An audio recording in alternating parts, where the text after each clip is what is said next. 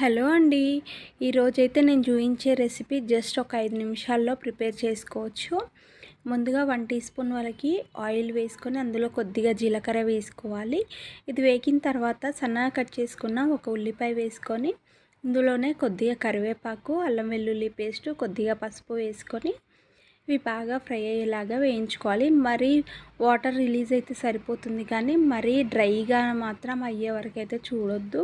ఇందులో కొద్దిగా సాల్ట్, కొద్దిగా కారం వేసుకొని వేయించుకున్న తర్వాత ఆనియన్స్ అయితే సగం వరకు ఉడికిపోతాయి. ఇలా ఉడికిన తర్వాత పన్నీర్ ముక్కలు అనేవి చిన్న చిన్నగా కట్ చేసుకొని ఇందులో వేసేసుకుంటే ఇది ఫ్రై చేసుకుంటే సరిపోతుందన్నమాట. ఇది ఒక 5 నిమిషాలలో రెడీ అయిపోతుంది. అప్పటికప్పుడు ఏదైనా తినాలి అనిపించినప్పుడు ఇలా చేసుకోవచ్చు. ఇది తక్కువ ఆయిల్తో చేసాం కాబట్టి వెయిట్ లాస్కి బాగా ఉపయోగపడుతుంది.